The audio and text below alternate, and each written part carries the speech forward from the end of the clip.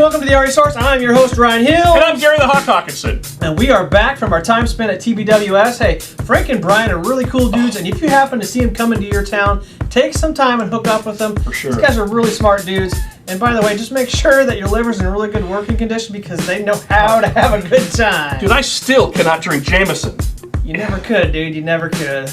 Yeah. Okay, Mr. Appletini. Hey, they're good, okay? They're good. Jeez. Anyways, you know, the markets are in a seemingly perpetual game of tug of war. I mean, on one side, you've got the big, strong government, and they're basically willing a recovery to happen with their speculation and endless amounts of bailout money. And on the other side, we have a big, strong competitor we like to refer to as reality.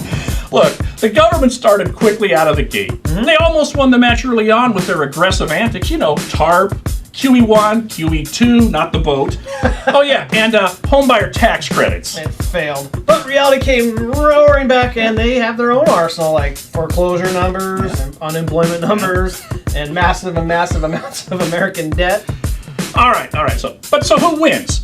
China. Did I say that loud? Yeah, you did. You actually did. Look, we don't know who wins, but we thought it might be fun to take a look back and revisit some of the earlier predictions for this heavyweight matchup. Some of them may surprise you, and some are just flat out funny. I think we see entities that are fundamentally sound financially, and even if there were a problem, the federal government doesn't bail them out. This is not the dot-com situation, but you're not going to see the collapse that you see when people talk about a bubble. Fundamentally, I don't think there is a crisis. I don't think that Fannie and Freddie are financially insolvent.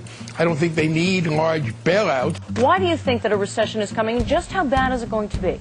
I think it's going to be pretty bad, and whether it starts in 07 or 08, I think is immaterial, and I also think it's going to last not just for quarters, but for years. See, the basic problem with the U.S. economy is we have too much consumption and borrowing and not enough production and savings. And what's going to happen is the American consumer is basically going to stop consuming and start rebuilding his savings, especially when he sees his home equity evaporate. That's swell, but you still went out in July and said everything was great, and off that, a lot of people bought stock and lost everything they had. Oh, no. And yes, I said it wasn't a good investment. Please don't give me any of that. We just heard the words. What are you? That you didn't say that? You want me to play it again for you?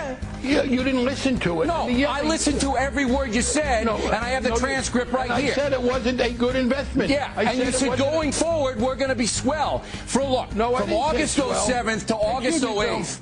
Don't look. Stop the BS here. Stop the crap. Lisa? No, I don't believe any of it whatsoever, Michelle. Excuse me, but you know what he's saying is that savings is way down in this country, but wealth has risen dramatically. The United States economy has never been better shape. There is no tax increase coming in the next couple of years. Monetary policy is spectacular. We have freer trade than ever before. And not only that, but there are no incomes policies things here. I think Peter's just totally off base, and I don't think it's going to be, I just don't know where he's getting his stuff. Well, one of us is off base, but it's definitely not me. I mean, it's not wealth that's increased in the last few years. We haven't increased our productive capacity. All that's increased is the paper values of our stocks and real estate. Democratic Congressman Barney Frank.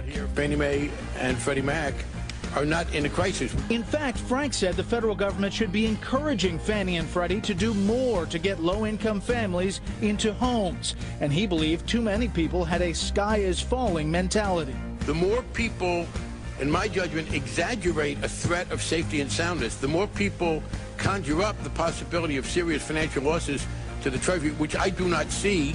I think we see entities that are fundamentally sound financially. And look, we had a degree of meltdown in the housing field that nobody or very few people foresaw. Do you think in the end we're going to still need a Fannie and Freddie? Oh, absolutely not. I think they should be abolished. But that's not real wealth, no more than the NASDAQ was wealth.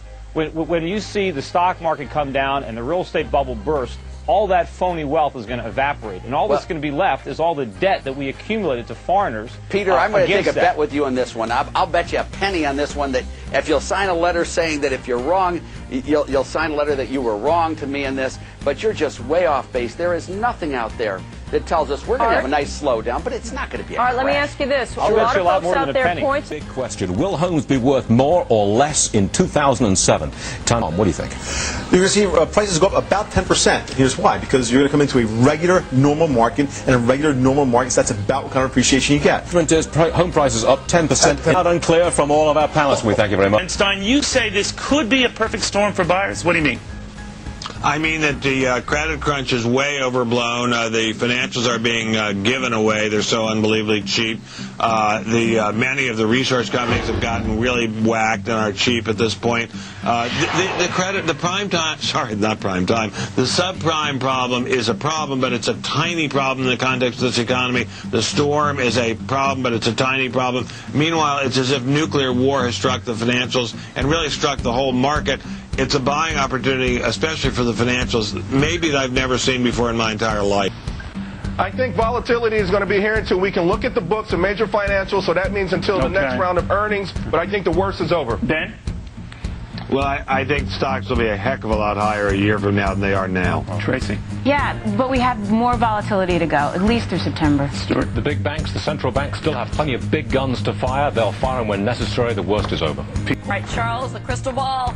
Well, if it's between boom and bust, I'll go with boom. I know the first half of the year is going to be tough. There's no doubt about it. But I think by the second half of the year, all these interest rate cuts will work their way through the system. Obviously, I think the housing market will be a lot better than it's been in 2007. The auto market, jobs, unemployment about 4.7%. And I think, Peter, inflation is going to be held in check.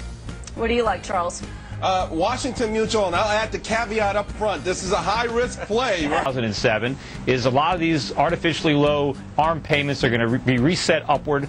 You're going to start to see both the government and the lenders reimposing lending standards and tightening up on credit, and you're going to see a lot of the speculative buyers turn into sellers, and these sky-high real estate prices are going to come crashing back down to earth. I first of all, I have no idea what Peter Schiff is talking about. I agree with Tom. I think they're going to be up, probably up to about 10%. What artificial lending standard are you talking about? What's word to Peter? Most of the profits that people have in real estate are going to vanish, just like the profits in the dot-coms in 1999-2000. It's a fantasy. People can't sell their house. The inventories are exploding all over the country. Houses are on the market for 6 months a year. There's no bidders. The prices are going to fall through the floor. You guys are deluding yourself. We heard it loud and clear from all of our panelists. We thank you.